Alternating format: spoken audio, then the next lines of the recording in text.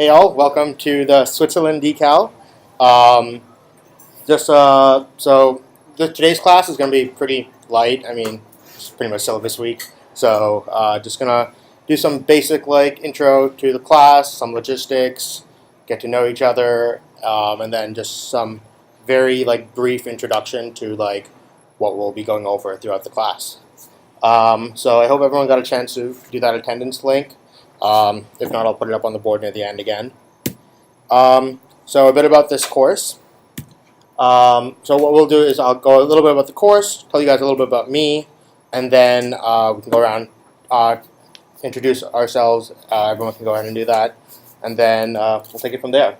So yeah, the syllabus for this course, hopefully you've all seen it. It was on the Decal website and everything. I went ahead and made a tiny URL for it, so you guys can go ahead and check that out. It has basically most of the important information about the class, all the assignments, policy, everything there. Yeah.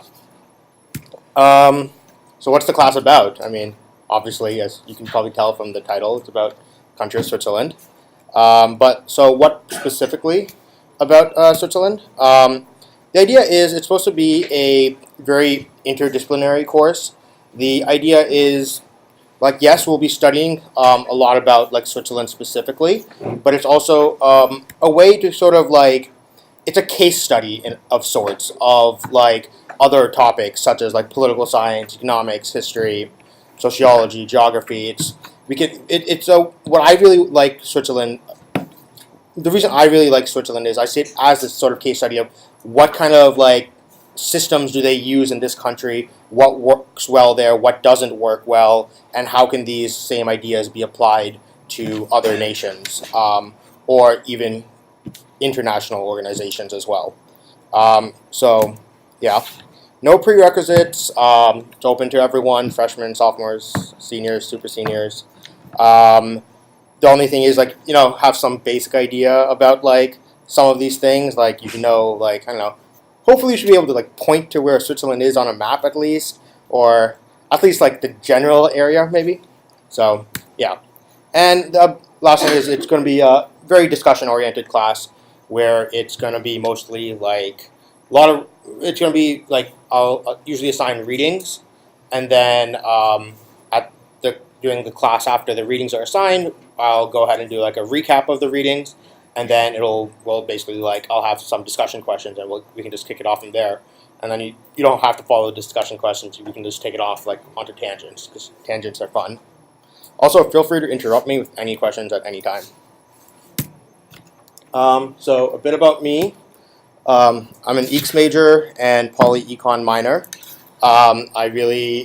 For me, like I really like what I really like to focus on is the intersection of technology with the social sciences, and how can I use technology to impact politics and economics. I'm going to put a little kinda an asterisk on me being an EECS major and polycon minor, so keep this on the DL, but I'm actually not enrolled this semester. But I don't know, I talked to the faculty advisor for the course. He's like, yeah, it should be fine. I'm basically just taking a semester off for this semester to kind of work on some of my like research in some other areas, which I'll go into a little bit. But yeah, I mean, although it shouldn't really, it wouldn't affect anything with the course or anything. I'm quite libertarian when it comes to my political views, and that kind of what guided me towards like becoming very interested in Switzerland. I see it's probably one of the best models for like a libertarian country. Obviously, it's not like 100% libertarian or anything, but I think it's definitely like more on that scale than most countries in the world. And once again, it's like a case study of sorts. I'm really going back to like the whole technology with social sciences. My like main passion and focus is on the blockchain and cryptocurrency industry, like Bitcoin and stuff.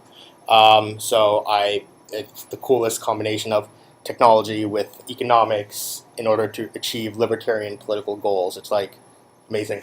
But so yeah, that is kind of why I took off the semester, just to focus a little bit on my research on that. So yeah. Part of why I really want to move to Switzerland soon.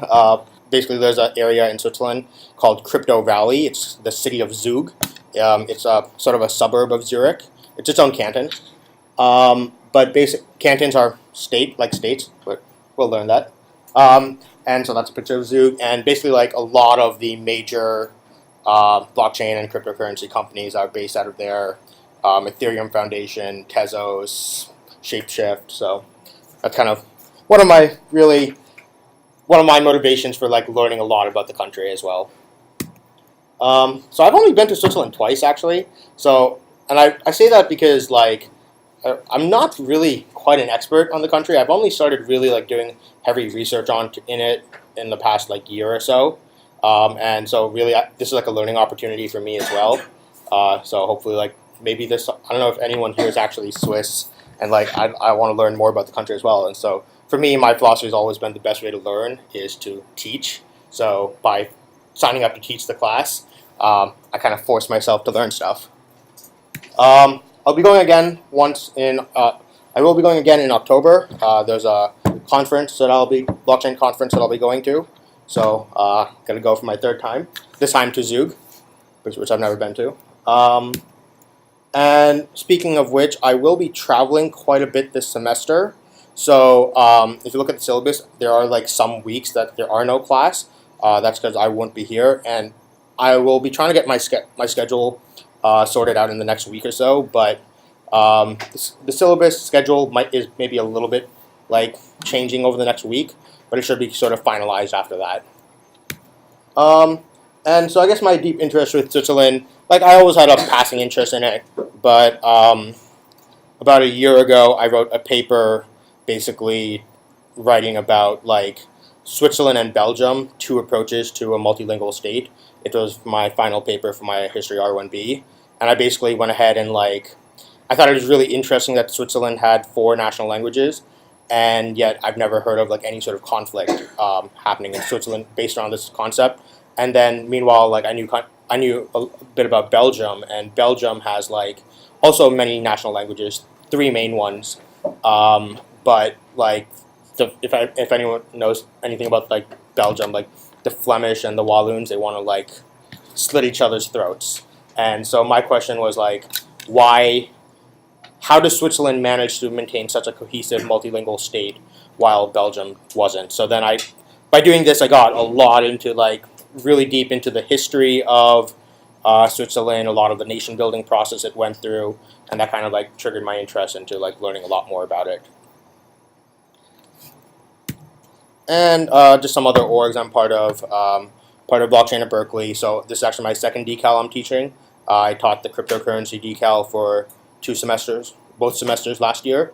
And then I kind of passed it on to other people, and I said I wanted to teach. That was like more of a large-scale operation with like over 100 students and stuff, with like multiple facilitators. I kind of wanted to like, all right, let me try something on my own now. So that's kind of why I decided to teach this. Part of Alpha Delta Phi. Rush is today, if anyone wants to come, and part of the ASUC Senate. So yeah, how about let's go around the room and like introduce ourselves. I don't know. What do they normally do? Name, major, year, and how about why you took this class and like what your interests are. So we can start from there. So I'm Skylar. I'm a freshman. I'm intended global studies. So this kind of fits perfectly into my interests, and they're doing something right. So yeah, cool. So I'm William. I'm a history major. I'm a 4th year, and I guess I'm just kind of interested in this because I've always had like an interest in how Switzerland operates, considering it's like super neutral in every event ever. And also, I mean, I'm studying U.S. foreign policy history and international relations, so that's what it is. I'm Ravenna, I'm a freshman, I'm undeclared, but maybe we'll go kids. And I thought it was interesting just because, like, it's interesting and, like, all the different things that the class on. I am Matt. I'm a 3rd year. I took this class because Sonny is in my fraternity, and I really like him. He's really smart, and I trust him, and I'm really interested in studying abroad, and I'm a civil engineer. So, Switzerland is like my place. Hi, I'm Ian. I'm a freshman and I'm an intended physics major. I'm also interested in history, so that's why I took this. I'm Piper. I'm a freshman in IB, major, and I like Switzerland, and I go there a lot, and I like chocolate. Maybe for the wrong reasons, but that's okay. I'm Rohan. I'm a freshman. I'm intended global studies, and I needed to get to that LNS required unit. Seemed interesting. I'm Chris. I'm a freshman. I'm interested in studying economics and business. So this class was cool because it gave me a perspective on international economics, and I also like to ski. So Cool. I like to ski in Swiss Alps. I'm Henry. I'm intended environmental econ major. I'm a freshman, and I need to continue to requirements. Nice. Good reason. Carlos, I'm a fourth year poli sci major. My high school French teacher was from Switzerland and she hated it, so I kind of want to know why. Okay. Do you have any inkling of why?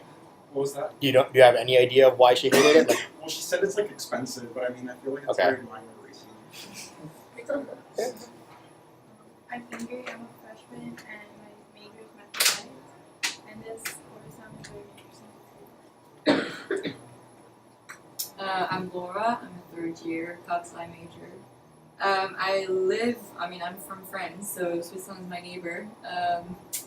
But yeah, I'm interested, in like learning a bit more about, the country I fly to and from very often. So, Okay. yeah. I'm Jack. I'm undeclared. I'm a freshman.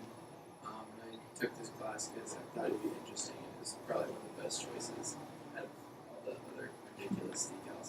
I'm Karen. I'm a third year math major, and I took this class because I've always been interested in countries that lean more to the left than ours does, so like Norway, Switzerland. you'll learn that might not be true about Yeah, Switzerland. that's from what I know. They lean more to the left. I'm Vedant, third year EX major, and I like the crypto angle that studies very factual about how different states are. I'm Jonathan. I'm a third year engineering physics major. Interested in Switzerland. Also a friend of Sunny's. Just interested in what he has to say about. I'm Michael. I'm a freshman, intended stats major, and I'm just interested in learning a lot more about Switzerland and its neutrality in the state. I'm Zach. I'm a transfer, and I'm an intended fine arts major. And I want to take the class because to get to that minimum units, and also because I thought I was more interested in learning more about social. I'm Adam. I'm a second year. My intended major is business, and I want to take this course because I just want to know like how Switzerland is so successful in being equitable and how they just really promote sustainability and long-term growth. So. My name is Brenda. I'm a junior, and I took this class because Switzerland looks really cool, and I talked to my friend who's been there, and he says it's so nice. And he says that it's kind of like Palo Alto, so yeah. I'm Emily. I'm a senior. I'm a legal studies major, and I wanted to take a decal because this is my last semester, and this one looks like the most interesting one. Hi, I'm Justin. I'm a third year EX major. I'm taking this class because I'm also interested in learning about Switzerland neutrality and long-term growth.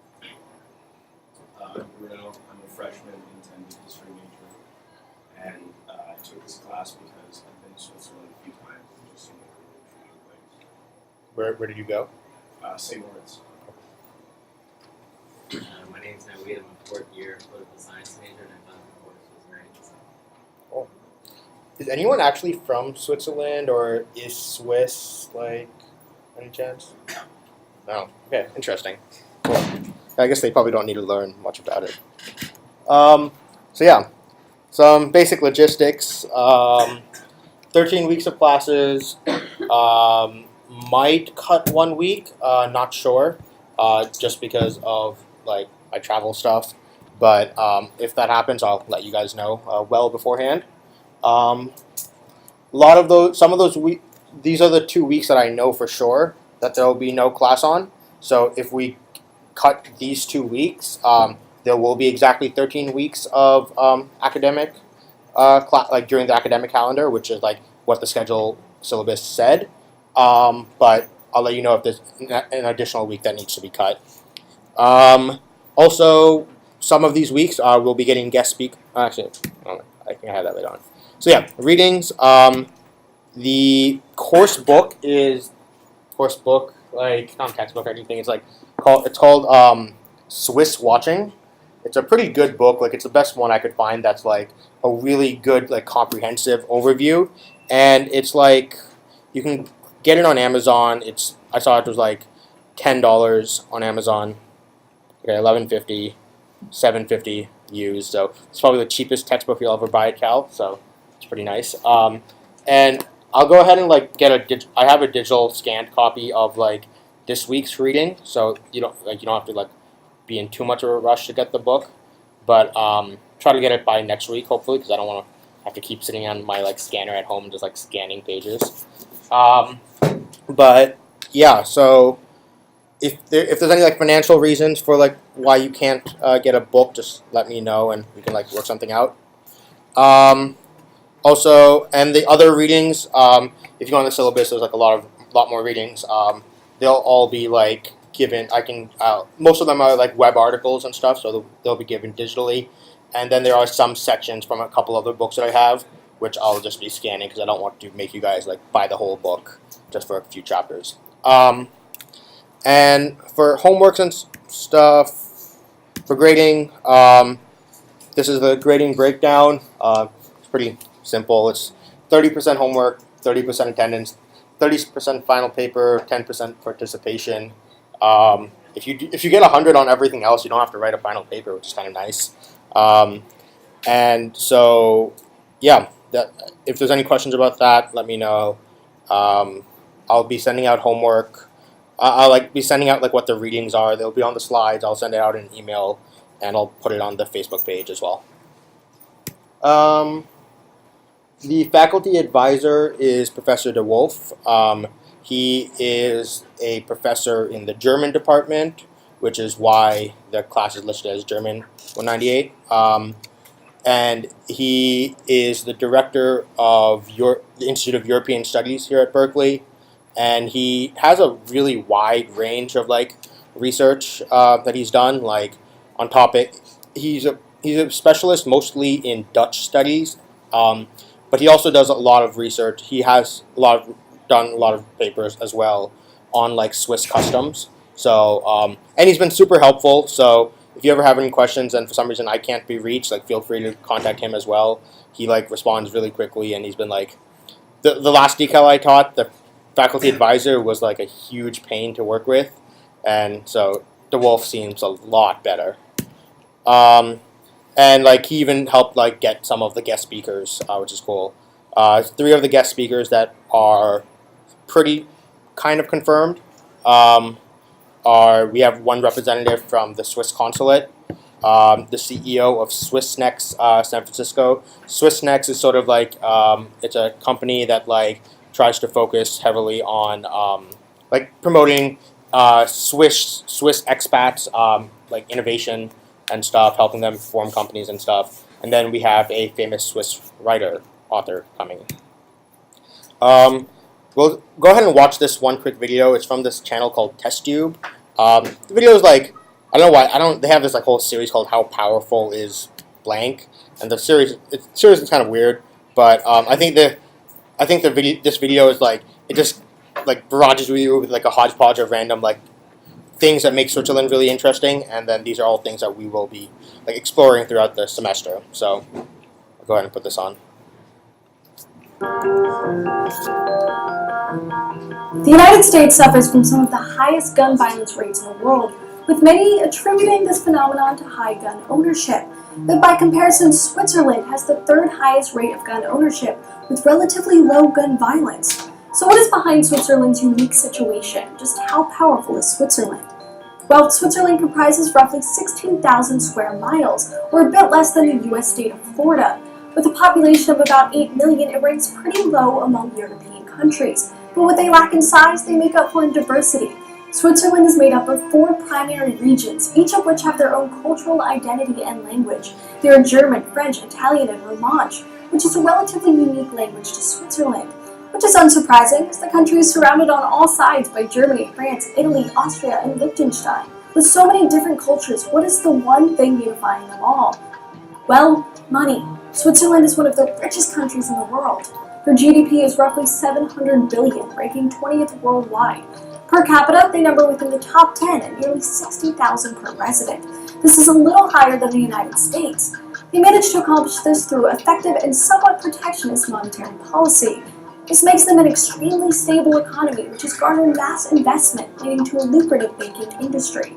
But the high-income, first-world economy also means that only a tiny percentage of the country works in agriculture, while a large number focus on specialized labor.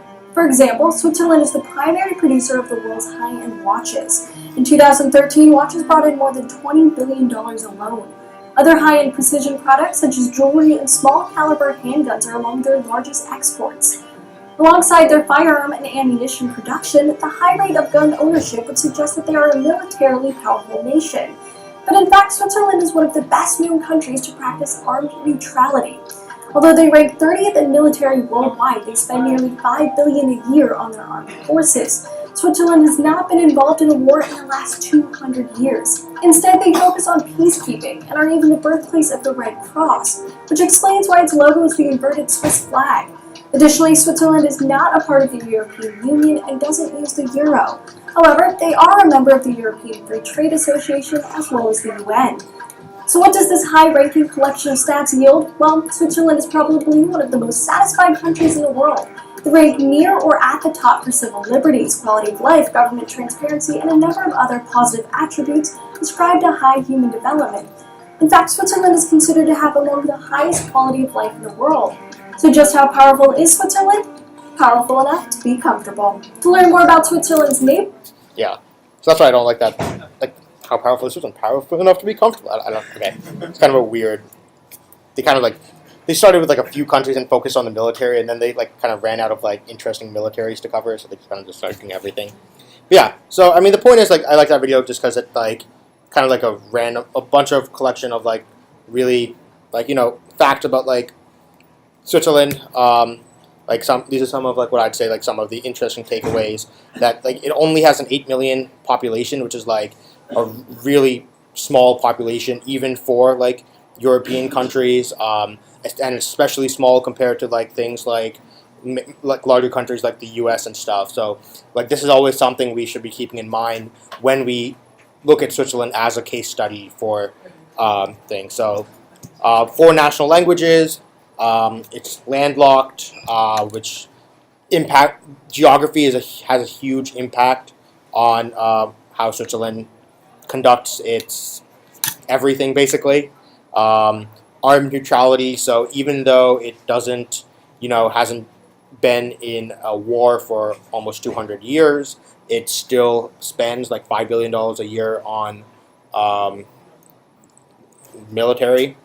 Lots of economic prosperity, very reserved, like not part of the EU, doesn't even use the euro. In fact, they only joined the UN in 2003, which is like kind of absurd for like such a modern nation. Like it was around when the UN was formed, and it didn't decide to join until like 58 years later. High focus on high precision goods. So it's a very highly mechanized economy, largely because of the geography, because Switzerland is largely mountainous. There's very little fertile land that can actually be used for agriculture, so they're kind of forced to adopt this mechanized economy, and it's high on many indices. These are some of the more recent numbers from that I pulled off yesterday. This is on GDP per capita based off of current U.S. dollars. So Switzerland is number 2 in the world right now off of that after Luxembourg, which is beating it by quite a margin. The Global Competitiveness Index, Switzerland ranks first. It's from the World Economic Forum. The Index of Economic Freedom, Switzerland comes in 4th after I mean, I don't know if you can really call Hong Kong a country. After Singapore and New Zealand. New Zealand is actually, interestingly, another country I'm very interested in. I'm trying to learn a lot more about. Human Development Index ranks third after Norway and Australia.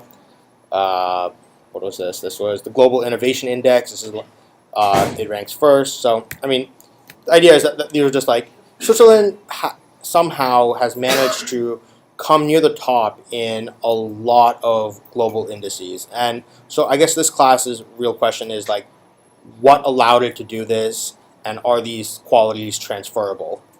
And so this kind of like just running through like the syllabus, what we're going to be doing to explore it. So today was just like the introduction to the class and such. Next week we'll be going through Swiss history, what parts of how its history shaped its current political environment and such. Then we'll be talking about the political environment. I'll make the claim that Switzerland is the most democratic country in the world, and so we'll learn more about why I make that claim. Then we'll go more into the geography of the country, how being landlocked affects it, how its border nations affect it, how the mountain systems affect it, how the lakes affect the country. And then this one's called Keep Us Out of It, Armed Neutrality. And so this is basically, a lot of you said you were very interested in the neutrality aspect of Switzerland. So this class, this week, will focus heavily on that.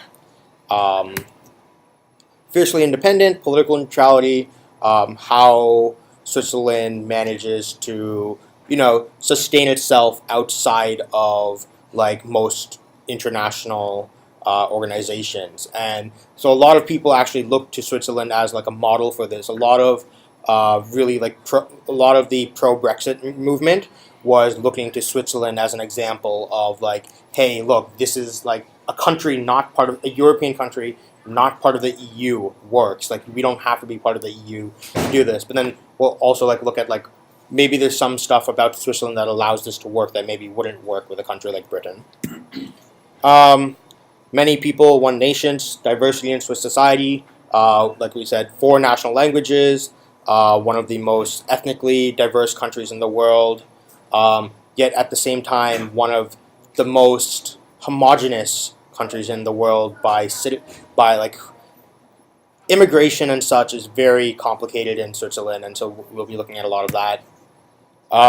Then we'll be going a bit into industry in the following 2 weeks. First on the Swiss banking industry, because that alone is like probably enough to cover up a whole week, and then we'll be talking about other parts of Swiss industry. A lot of people don't realize that there's a lot of like major world companies that are like based out of Switzerland that sometimes you don't even realize are based out of there. Like one of the biggest food manufacturers in the world, Nestle, is based out of like Switzerland, and like I know Nestle doesn't just make like the chocolate powder; they actually own like most like they're one of like the 4 major like food companies in the world. Investing in education, investing in future Swiss education, how the Swiss education system works. In the top 15 universities in the world, Switzerland has 2 of them, so that's pretty impressive for a country with such a small population. Then we'll be talking a bit about Swiss food, customs, and culture. This is probably the thing that I'm probably least familiar with because, like I said, I'm not Swiss. I've only been to Switzerland very few times. So I'll probably be having one of my friends or Professor De Wolf has like a couple friends who will probably can like talk to us more about like Swiss culture and such. And then finally we'll be talking about like, what are some of the larger issues that plague Switzerland right now. And then finally we'll just be like, some random hodgepodge of topics, whatever we left out. Probably this will be a time that we could present, everyone will present their, like, have time to present their final papers. So yeah, that's basically the basic idea of what the class is going to look like and how we're going to explore what led to all of those like interesting rankings of Switzerland that we just found out about.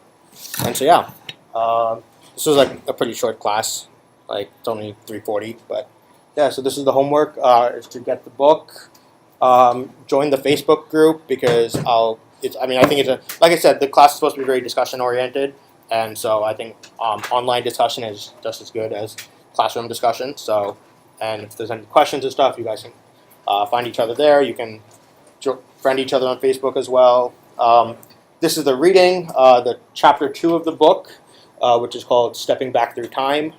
It's basically a walkthrough of like a little bit of Swiss history, as well as another reading from this is a web article, as well as 2 optional web articles.